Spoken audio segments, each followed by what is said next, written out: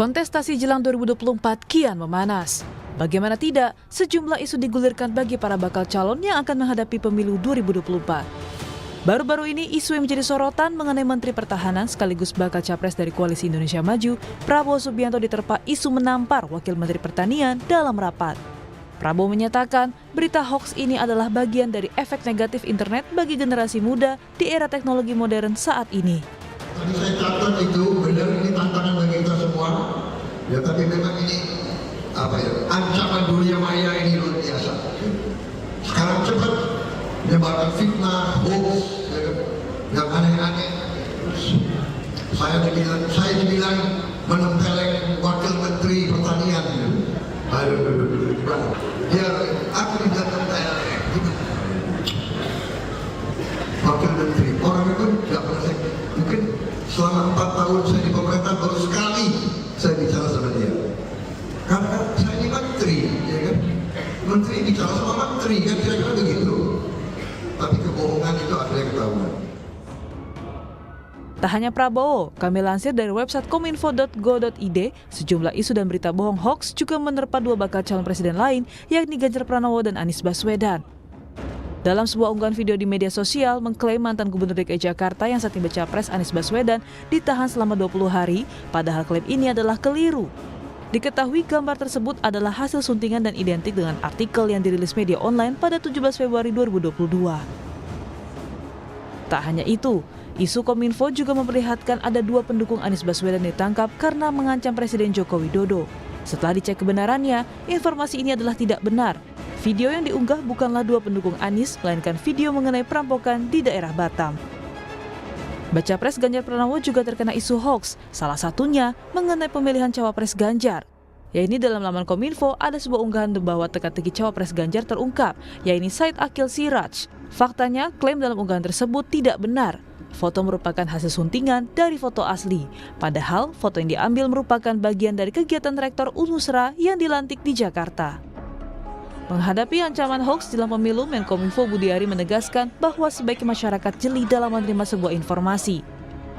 Kami kutip dari laman kontan.co.id, Menkominfo Budi Ari Setiadi menyebut, disinformasi dalam kegiatan elektoral dapat mengakibatkan polarisasi antar masyarakat secara berkepanjangan, menurunnya kepercayaan pada demokrasi dan institusi pemerintahan serta menimbulkan instabilitas politik yang menghambat roda perekonomian. Jangan sampai kemudahan penyebaran informasi antar individual yang seharusnya mendorong penguatan demokrasi kita justru dimanfaatkan pihak-pihak tak bertanggung jawab untuk saling menjatuhkan satu sama lain melalui information disorder. Mengenai pedoman liputan pemilu, Dewan Pers menggelar workshop dan pelatihan peliputan pemilu 2024 kepada sejumlah wartawan di salah satu hotel di kota Ambon.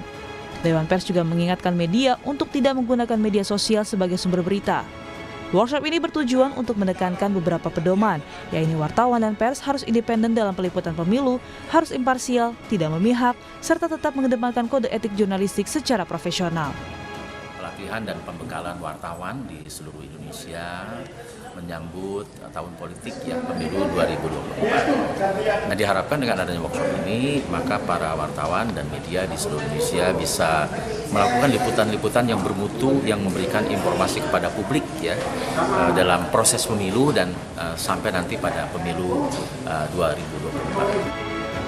Meski kontestasi 2024 makin memanas, masyarakat tetap dihimbau jeli dan pintar menerima juga mencerna informasi yang diterima agar pemilu ke depannya dapat tercipta lebih damai.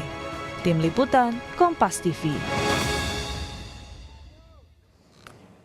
Saudara, jelang kontestasi berbagai narasi mengenai pemilu 2024 hendaknya semakin kita pilih dan juga pilah agar tidak adanya fitnah maupun hoax yang terus membanjiri khususnya di media sosial. Lalu sebenarnya bagaimana pemerintah menangkal hoaks yang semakin kencang jelang pemilu dan bagaimana pula seharusnya masyarakat memilah agar tidak tergiring hoaks ini. Kami hadirkan perbincangannya dalam Sapa Indonesia Pagi hari ini bersama dengan sejumlah narasumber.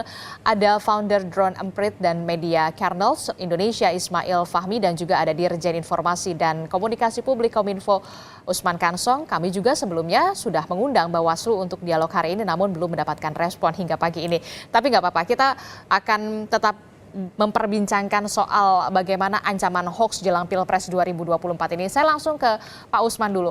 Pak Usman, kita tahu kan semakin dekat dengan Pilpres ini ancaman hoax juga semakin dahsyat. Salah satunya adalah yang menjadi korban hoax adalah salah satu kandidat dari Baca Pres Prabowo Subianto yang katanya informasinya ini dikabarkan hoaxnya adalah menempeleng salah satu menteri juga.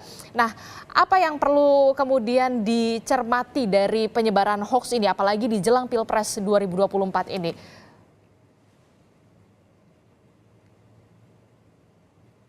Ya, selamat pagi, halo. Ya, selamat pagi. Ya, silakan, Pak Ya, Usman. ya Mbak Disti. Jadi Kominfo dalam konteks pemilu, dalam menghadapi pemilu, ini sudah merencanakan, bahkan sudah menjalankan sejumlah langkah untuk mengurangi atau mencegah hoax di ruang digital.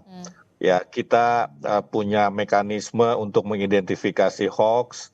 Yang pertama dengan mesin pencari atau mesin pengais yang kita sebut AIS, Automatic Identification System. Jadi mesin ini akan beroperasi secara otomatis selama 24 jam dalam sehari.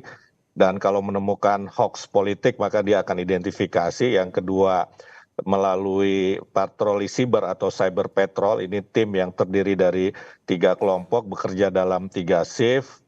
Kalau mereka menemukan, jadi ini memelototi ruang digital, kira-kira seperti itu. Kalau menemukan hoax politik maka akan diidentifikasi. Dan yang ketiga melalui laporan masyarakat. Masyarakat bisa melapor kalau menemukan hoax politik melalui aduankonten.id. Nah, setelah kita identifikasi, nah kita tentu harus berdiskusi dengan Bawaslu. Ya, karena hoax politik ini memang definisinya agak seperti mirip ya dengan negatif campaign. Kita harus membedakan negatif campaign dengan black campaign. Black campaign itu masuk kategori hoax politik. Nah, ini Bawaslu yang saya kira bisa mengidentifikasi, bisa mendefinisikan. Ya, karena ini kan terkait dengan aturan kampanye pemilu. Jangan sampai negatif campaign itu boleh di dalam aturan KPU. Jadi positif campaign boleh, negatif campaign boleh, yang tidak boleh ini kan black campaign. Pengalaman di 2017 di Pilkada DKI kita kedatangan banyak, ya semua kandidat datang melaporkan bahwa ini black campaign, ini hoax politik begitu. Tapi kita berdiskusi dengan KPU, dengan Bawaslu waktu itu, apakah ini black campaign atau negatif campaign begitu ya. Jadi negatif campaign memang menyerang lawan politik, tetapi dengan fakta, begitu. Kalau black campaign memang menyerang lawan politik, tapi dengan kebohongan, begitu kira-kira. Ya. Nah, jadi selain itu yang harus dicermati ya, negatif campaign dan juga black campaign. Betul. Jadi kita menjalin MOU dengan Bawaslu, ya, dengan Bawaslu supaya kita tidak salah, begitu. Supaya kita tidak salah, ranahnya ini kan ada di Bawaslu, begitu ya. Oke, kalau kita lihat ini untuk dari Kominfo sendiri, dari patroli yang sudah dijalankan mulai hari-hari ini begitu menjelang Pilpres, sudah terlihatkah kemudian ada tren-tren sudah mulai ada berita hoax soal politik jelang Pilpres ini, Pak Usman? Oh iya, sudah ada di 2022 ya, ke tahun lalu atau 2 tahun menjelang pemilu begitu, itu kita menemukan total dalam 1 tahun 50 hoax terkait dengan pemilu. Nah, biasanya mulai mendekati masa kampanye itu akan semakin ramai ya, berkaca pada pemilu 2019. Puncaknya itu di pemilu 2019 di Maret 2019. Itu puncaknya di Maret 2019. Puncaknya di Maret 2019. Nah, ini kita perkirakan di Januari 2024 ini akan mencapai puncak hoax politik. Lalu kemudian menurun di Februari 2024 karena pemilunya itu kan tanggal 14 ya. Nah, setelah tanggal 14 itu akan turun biasanya hoaxnya. Hoaxnya itu akan turun karena pilpresnya sudah kelar begitu. Pemilunya sudah selesai. Nah, tetapi memang ada perbedaan di 2019 dan 2024. Ya, ini durasi atau rentang waktu kampanye. Itu yang kemudian mempengaruhi ya? Iya, akan mempengaruhi. Di 2019 19 kampanyenya ini kan panjang. Ah, Ya kampanye. Biasanya ini hoax akan ramai ketika kampanye. Nah, sementara di 2024 ini kan pendek masa kampanyenya ya. 2 sampai 3 bulan lah. Tahun lalu 8 bulan atau 9 bulan begitu, pemilu lalu begitu. Nah, tetapi kita tetap harus waspada, antisipasi. antisipasi. Selain tadi ya tindakan yang kita men-take down hoax politik ya, termasuk dalam kasus kemarin yang Anda sebutkan itu sudah kita stempel hoax itu ya, sudah kita stempel hoax.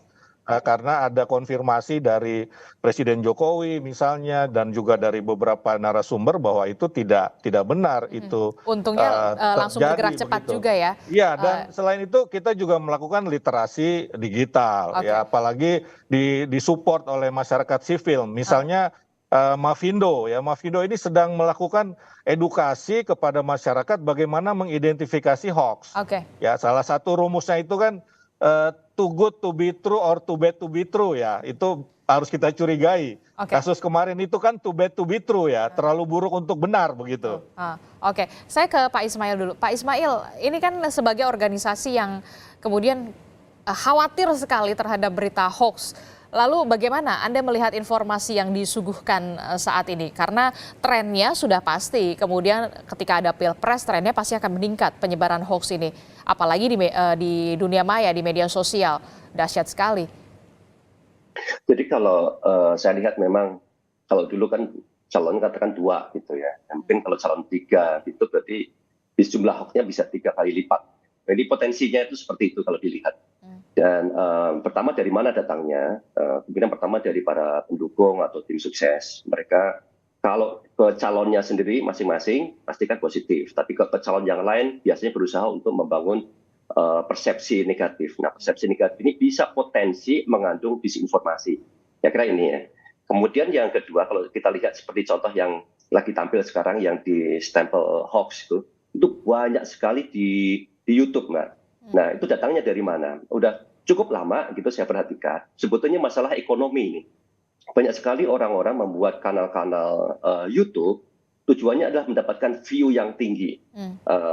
Satu orang itu bisa bikin kanal YouTube itu banyak. Ya, kanal ini digunakan misalnya nih ada 2 calon. Orang yang tidak suka Anies, misalnya itu untuk calon itu. Dia buatinlah hoax-hoax buat mereka. Yang kira-kira hoaxnya menyerang Anies. Orang yang nggak suka Ganjar, ya dibuat hoax yang menyerang Ganjar gitu. Yang tidak suka Pak Prabowo dibuatin juga seperti itu. Jadi dia membuat hoax itu untuk semua kalangan, semua pasarnya. Caranya gampang sekali. Apa yang lagi muncul, entah itu di potongan foto di media online, dibuat narasi itu gampang sekali. Dan itu sudah sejak terjadi lama, Mbak. Sebelum era YouTuber itu tahun 2017, ingat ya saya waktu itu masih era blogger.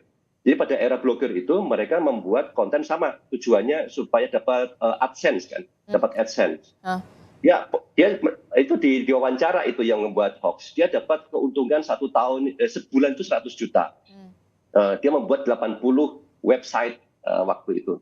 Dan dari masing-masing website kan tinggi sekali. Jadi nggak mungkin kan kita bisa membuat konten banyak. Nah, itu dia yang kemudian jadi pertanyaan kita juga. Kenapa kemudian satu orang ini bisa membuat akun, bisa dikatakan begitu banyak akun YouTube dan juga akun media sosial lainnya. Apakah kemudian ini hanya bisa dikatakan individu semata atau memang ini sudah tersistematis, sudah ada strukturnya sebenarnya, apalagi menjelang pilpres ini. Anda melihatnya seperti apa? Kalau menjelang pilpres ya arahnya tim mendukung untuk pilpres. Saya kira tidak sebanyak itu ya akun-akun kanal-kanal YouTube yang mereka buat tuh. Kalau saya lihat itu lebih benar-benar ekonomi karena itu panjang. Kita butuh waktu yang cukup panjang, sangat panjang sekali untuk mendapatkan subscriber yang sangat banyak kan. Gitu. Dan nggak bisa dalam waktu sebulan 2 bulan tiba-tiba banyak. Memang akan ada seperti itu yang mencoba untuk menyebarkan ya. Tetapi kalau yang di YouTube, yang saya perhatikan sering menyebar di grup-grup WA, kemudian balik lagi ke sana sehingga view-nya sangat tinggi. Itu kebanyakan masalah ekonomi dan itu bisa jadi individu. Ada beberapa orang yang waktu dulu itu ditangkap, bahkan dia itu mengaku, ya, saya punya kanal YouTube A, B, C, itu banyak sekali. Dan setelah saya lihat, isinya seperti menyuplai hoax untuk masing-masing kalangan. Mungkin ini Pak Usman Kansong, bagaimana Kominfo itu, kalau saya kita bisa deteksi ini akun-akun kanal-kanal YouTube yang sudah jelas, persis seperti yang distempel tadi ya, kelihatan breaking news misalnya Pak Ganjar ditangkap atau pendukungnya ditangkap dan seterusnya. Itu banyak sekali. Kalau seperti ini bisa kerjasama Kominfo dengan YouTube ya, itu di take down. Mereka butuh waktu yang lama kan untuk mendapatkan follower yang banyak. Kalau sampai akunnya di take down, saya kira itu akan sangat membantu. Kalau seandainya mengejar satu persatu video YouTube-nya susah sekali karena mereka bisa bikin sehari itu bisa 5 gitu. Itu baru satu kanal. Nah kalau kanalnya banyak, orangnya banyak sekali, itu luar biasa. Jadi dan YouTube ini produksinya tuh mudah sekali dibuat dan karena sifatnya gambar sangat up to date, dibumbui dengan cerita yang benar-benar disinformasi dan hoax tuh biasanya di-share ke grup-grup WA pendukung dan seterusnya. Mereka itu sifatnya massa, mereka sudah nggak bisa berpikir lagi, Mbak. Pokoknya kira-kira seperti ini, ya udah seperti benar gitu. Jadi ketika distempel, adanya ditaruh di webnya Kominfo misalnya, tapi stempelan itu tidak menyebar di grup WA. Jadi ini kita bisa jadi masalah ya. Hoax-nya menyebar, tapi disinformasi nggak ikut menyebar. Oke. Nah kalau ya. Oke, berarti kemudian itu yang menjadi PR juga, menjadi PR dari bisa dikatakan Kominfo ya. Anda menanggapinya seperti apa, Pak Usman Kansong? Memang sudah diklarifikasi kalau itu hoax, tapi kemudian klarifikasinya itulah yang seharusnya penting diterima oleh masyarakat kalau ini memang benar berita hoax gitu. Oh iya, setiap stempel hoax itu kita sebarkan secara masif kepada masyarakat, baik melalui website kominfo.go.id maupun lewat grup-grup WhatsApp. Jadi kita sebarkan, tujuannya dua ya, selain menginformasikan kepada masyarakat bahwa itu adalah hoax, ini juga sebagai bentuk transparansi. Ya, jadi masyarakat juga bisa mengontrol kan, kalau ternyata misalnya ini, ya walaupun ini tidak pernah terjadi, itu ternyata bukan hoax begitu kan, masyarakat bisa kontrol begitu. Jadi kami selalu menginformasikan, menyebarluaskan stempel hoax itu kepada masyarakat baik melalui website maupun lewat grup WhatsApp ya, sudah ada timnya itu yang menyebarkan ke masyarakat begitu ya. Nah terkait dengan tadi yang disampaikan Bung Ismail Fahmi ya, memang pertama-tama sebetulnya untuk mencegah hoax ini peran platform sangat kita butuhkan ya. Sebagai contoh, menjelang Pilpres 2020 di Amerika Serikat, masyarakat sipil menemui Mark Zuckerberg, ya menemui beberapa CEO ataupun founder platform. Dan waktu itu para masyarakat sipil ini meminta platform memban akun Donald Trump karena pengalaman di 2016. Donald Trump ini kan doyan menyebarkan hoax untuk menyerang Hillary Clinton kan, dan kemudian platform itu memban akun Donald Trump ya, misalnya Twitter kemudian Facebook. Nah pendekatan ini saya kira bagus juga bila dilakukan oleh masyarakat sipil ya, sebab kalau pemerintah yang melakukan ini kan bisa muncul persepsi macam-macam, misalnya membungkam kebebasan berpendapat dan seterusnya begitu, ya kan? Jadi bisa dirasa nanti jangan-jangan malah berpihak ke salah satu paslon begitu ya? Nanti dianggap kita berpihak kepada salah satu paslon. Ini akan bagus kalau masyarakat sipil bertemulah dengan para platform ini yang ada di Indonesia ya untuk memberikan masukan. Ya, tetapi seperti Bawaslu ya, Bawaslu itu kan sudah menjalin MOU dengan TikTok misalnya, untuk memberikan satu katakanlah microsite bagi Bawaslu untuk mengkampanyekan pemilu damai, pemilu tanpa hoax. Nah ini juga sebetulnya dilakukan, tapi Bawaslu ini kan di luar pemerintah ya. Saya kira bagus sekali, tapi pemerintah juga melakukan berbagai pendekatan dengan para platform, tetapi pendekatannya ini yang kita lakukan, ayo bantu pemerintah mewujudkan, negara ini mewujudkan kampanye damai. Misalnya satu platform punya tagline sekarang ini bijak bersuara begitu. Nah ini pendekatan-pendekatan yang kami lakukan, pemerintah lakukan, ini bersifat positif begitu ya. Bukan meminta ban akun begitu ya. Tetapi kalau memang sudah terbukti dia ini menjadi tersangka, ya baru kemudian pemerintah, Kominfo dalam hal ini akan meminta platform untuk memban akun. Ya ini banyak sekali terjadi ya, tetapi memang sudah ada ada langkah hukum yang dilakukan oleh Polri begitu Oke. kan. Nah, Ya, tapi itu kalau juga. dalam konteks politik ini kita ya harus maksudnya ya hati-hati juga begitu. Jangan sampai kemudian muncul tuduhan menghambat kebebasan berekspresi misalnya begitu. Jadi Oke. kita tetap lakukan tapi pendekatan yang sifatnya positif kepada Oke. platform. Tetap dilakukan pendekatan yang bersifat positif kepada platform-platform Ya, itulah yang kemudian. seperti ya kasus yang disampaikan Ismail Fahmi tadi itu kan terjadi ya di Jawa Timur ya. Itu ininya pembuat hoaxnya itu kan kemudian memang dijatakan tersangka oleh Polri dan kemudian Kominfo meminta YouTube untuk memban akunnya itu begitu. Oke. Nah tentu saja perlu ada langkah cepat, tidak hanya dari Kominfo tapi juga dari berbagai pihak, salah satunya juga dari Bawaslu yang kemudian harus lebih cepat untuk dilakukan, apalagi ini jelang pemilu, jangan sampai kemudian jangan sampai kalah start dengan buzzer yang kemudian juga semakin banyak apalagi menjelang Pilpres 2024, dan langkah apa nantinya yang akan terobosan apa yang nantinya akan menjadi inovasi dari Kominfo. Kita akan simak perbincangannya nanti, tapi usai jeda tetaplah bersama kami di Sapa Indonesia Pagi. Terima kasih Anda masih bersama kami di Sapa Indonesia Pagi. Saudara, kita masih membahas bagaimana soal menangkal hoax apalagi menjelang Pilpres 2024. Jangan sampai kemudian trennya ini naik dibandingkan dengan 2019 pada Pilpres sebelumnya. Nah, butuh langkah cepat yang dilakukan oleh pemerintah. Apalagi bisa dikatakan buzzer ini akan semakin banyak, buzzer ini akan semakin pintar begitu Pak Usman. Bagaimana langkahnya?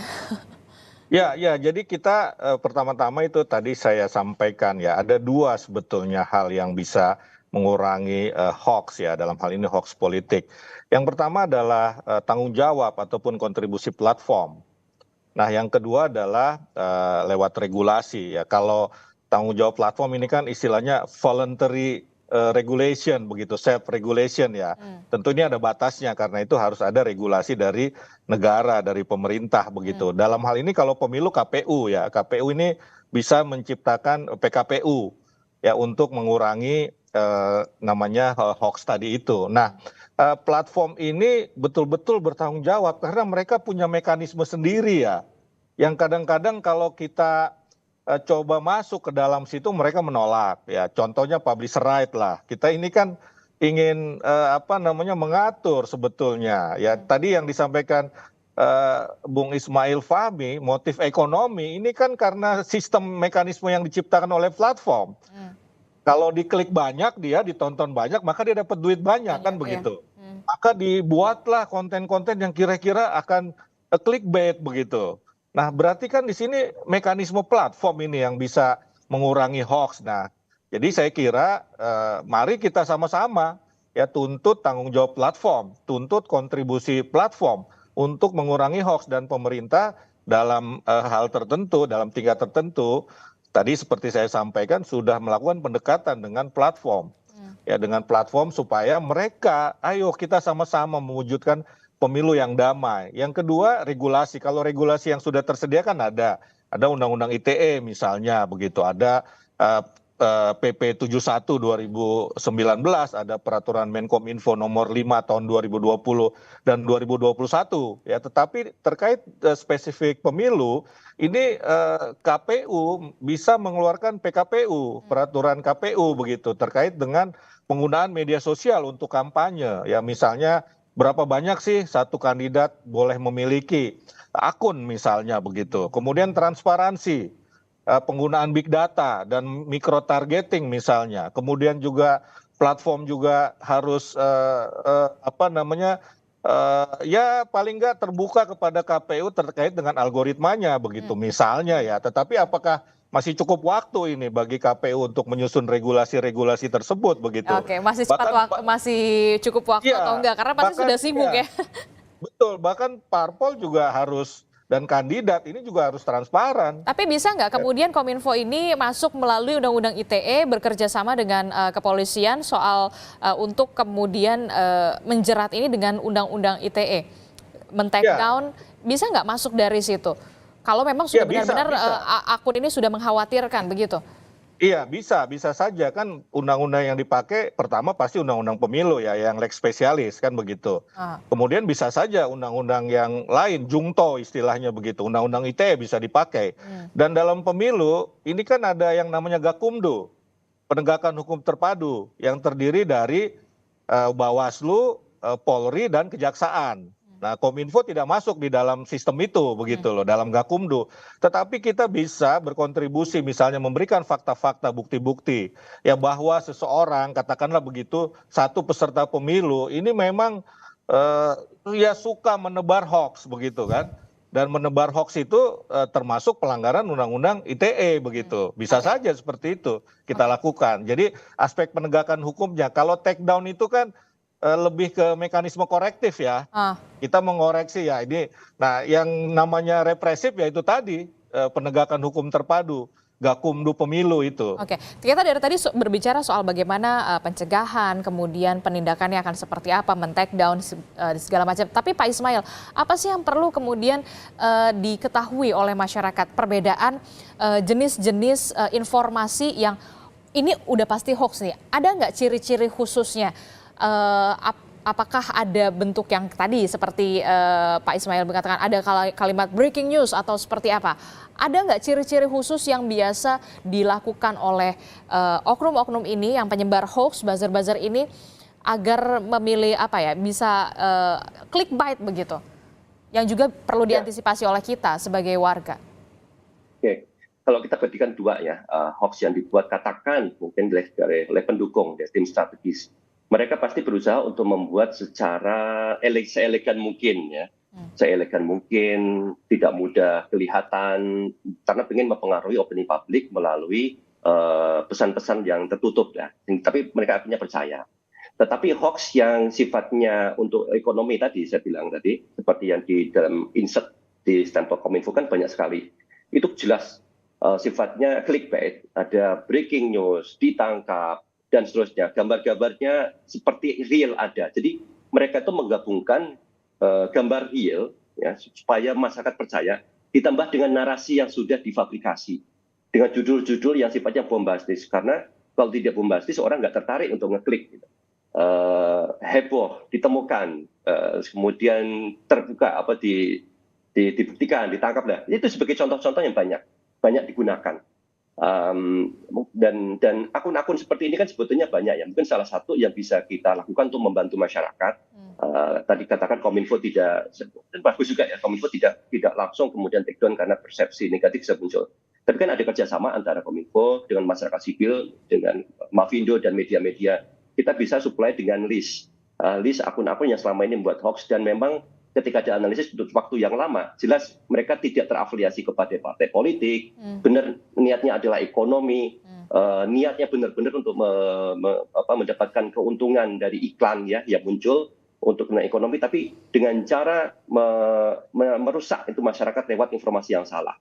Daftar ini kemudian disampaikan kepada platform. Nah, dari sini kemudian kita bisa tuntut platform. Kita sudah bantu ini akun-akunnya, dan seterusnya. Tolong kamu berbuat. Nah, saya kira kerjasama banyak pihak itu bisa kita lakukan dengan cara seperti tadi.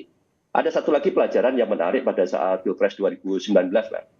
Ketika debat Pilpres ya waktu itu kan muncul informasi yang benar dan yang tidak, data-data yang benar dan yang tidak disampaikan oleh kandidat itu.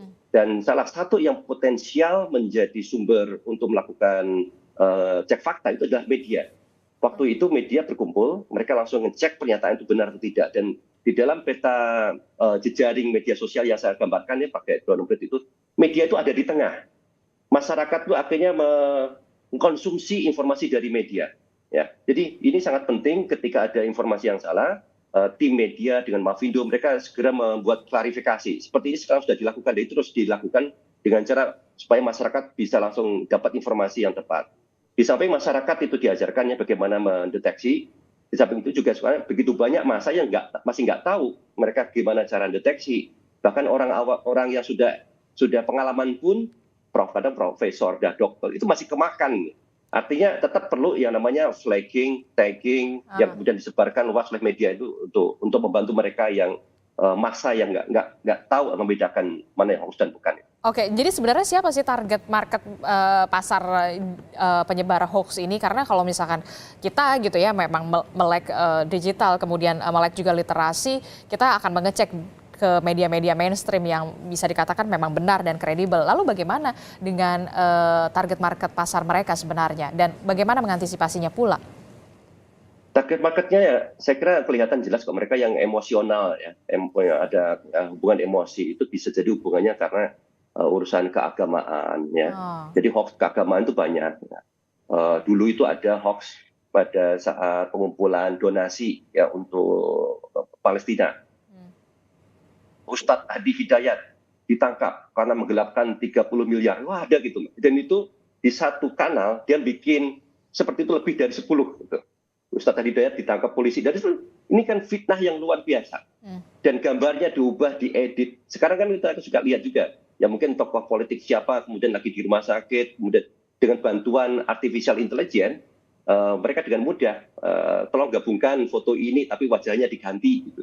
Sangat mudah sekali. Jadi fabrikasi, kalau zaman sebelum ada AI, mereka harus hanya teks saja, hanya cerita-cerita saja, judul dan isi. Sekarang fabrikasinya sudah dalam bentuk gambar, dimudahkan sekali. Dan seperti Pak Usman tadi ceritakan soal deepfake, ya, videonya nanti suatu saat bisa dimudah juga, dimodifikasi.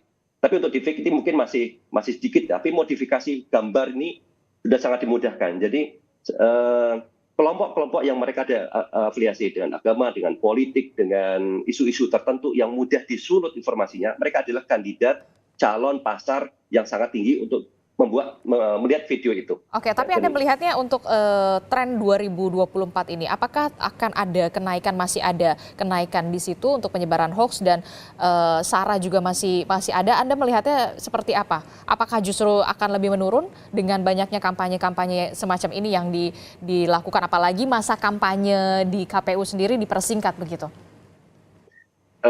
Saya kira akan berjalan ya, karena motifnya ekonomi. Ya. Jadi ketika ada 3 kandidat, malah sebetulnya bahan untuk membuat hoax juga lebih banyak lagi. Ya. Kalau tadi cuma 2, ya sekarang ada 3. Ya. Mereka tinggal mainkan aja gambar-gambar itu. Dan pendukung satu dikasih hoax ini, mereka udah marah, kemudian nge-view, nge-share, dan seterusnya. Jadi ini yang menjadi tantangan kita ya. Kira-kira motivasi apa lagi yang paling kuat kan sekarang, kecuali motivasi ekonomi. Motivasi ekonomi inilah yang kemudian mendorong orang dengan sangat serius membuat konten-konten itu. Sementara kita sendiri sibuk hanya untuk mengklarifikasi ya, setiap konten yang mereka buat. Produksinya sangat masif. Dan di sisi yang lain ini ada dilema juga ketika kita sampaikan bahwa ini hoax. Kemudian kita sebarkan, ternyata juga membantu menyebarkan juga. Orang akhirnya ngeklik sana, jadi view-nya makin meningkat juga. Jadi mereka senang juga di satu sisi. Jadi ini dilema juga. Oke, apa yang paling secara jangka pendek ya, karena ini sudah dekat sekali, yang bisa dilakukan menurut Anda untuk menekan, kalau 0 sampai 0 sekali kan mungkin tidak bisa begitu, paling nggak menekan secara signifikan dengan waktu yang begitu singkat? Saya kira sumbernya, Mbak. Sumbernya ini yang harus ditekan ya. Kalau dilihat motifnya, kalau memang mereka menyebarkan informasi motifnya karena politik, misalnya ini dari tim sukses ini dan itu, oke lah itu biarkan aja dulu. Kita main di sisi kontennya, kita flag bahwa ini benar atau tidak. Tapi kalau sudah clear sumbernya itu motifnya ekonomi, mereka nggak akan berhenti. Ini yang harus ditekan sumbernya. Kita buat listnya, kita kasih bukti-bukti yang kuat, kita sampaikan kepada platform, kerjasama antara Kominfo, masyarakat sipil ya, kemudian di situ ada Mavindo dan yang lain-lain, sampaikan inilah listnya, tolong di take down. Ya, Kominfo dari sisi policy, aturan kan, kemudian masyarakat sipil dari sisi membuat data-data berdasarkan trennya ini. Saya kira ini kalau dilakukan bisa sangat cepat meredam, karena sumbernya sendiri kan sudah dimatikan kalau gitu. Oke, Pak Usman, terakhir Pak Usman, apa yang ingin disampaikan, imbauan apa yang ingin disampaikan lagi-lagi untuk warga jelang Pilpres 2024, jangan sampai menggunakan telepon pintar, tapi lebih pintar teleponnya dibandingin orangnya gitu ya. Iya, jadi gini tadi, itu menarik. Lebih pintar telepon pintarnya daripada orangnya. Jadi sekarang ini ada pertandingan ya antara teknologi dengan demokrasi ini. Nah, jadi ya kita harus mengalahkan teknologi kalau demokrasinya mau maju. Dan teknologi itu pasti terkait dengan platform kan. Jadi motif ekonomi itu tidak akan tersalurkan kalau platformnya tidak menyalurkan juga begitu. Jadi sekarang menurut saya kuncinya adalah di pendekatan kepada platform.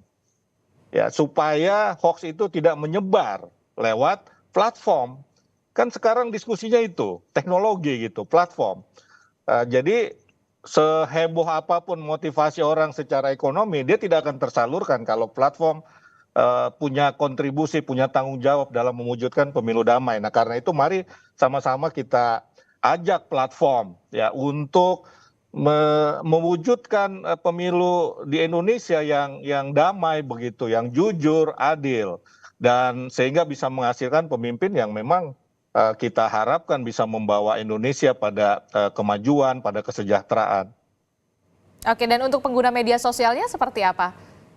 Ya, kalau pengguna media sosial ini kan kita lakukan literasi digital ya. Tapi yang menarik ini soal target. Kemarin saya ke Solo ya, ke Solo dan sempat ke eventnya Mavindo. Nah, Mavindo ini melakukan literasi digital kepada senior citizen, kepada orang-orang tua. Ya, ini menarik. Kenapa? Memang biasanya yang lebih percaya dengan hoax itu adalah orang-orang tua. Orang-orang tua, iya. Iya, Betul. jadi orang-orang tua yang tidak kritis. Ya, ada penelitian di Amerika, ternyata polarisasi itu terjadi pada pemilih tua, bukan pemilih muda.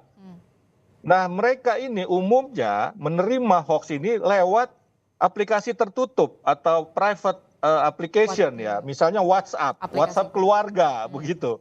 Nah, karena itu Mavindo melakukan literasi digital itu kepada orang-orang tua begitu. Ini sangat menarik ya. Tetapi kalau Kominfo juga melakukan literasi digital kepada semua kalangan, termasuk kepada anak-anak muda. Apalagi pemilih muda sekarang ini kan hampir 60% ya. Iya, lebih cerdas pastinya ya. Tapi itu ya, fakta loh, bener loh, Pak Usman. Orang tua pasti, orang tua saya misalkan, ini Dis bener nggak ini berita ini? Kalau saya pasti sebagai anak pasti enggak, itu nggak bener.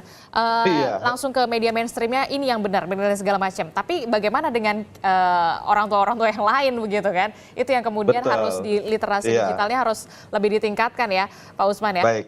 Baik. Iya, betul. Baik, tentu saja harus dipilih betul bagaimana informasi yang benar dan juga mana informasi yang berita bohong. Terima kasih informasinya. Sudah ada Ismail Fahmi, Pak Ismail terima kasih, dan juga ada Pak Usman Kansong juga telah bergabung bersama kami. Kita jumpa lagi nanti di lain kesempatan. Terima kasih.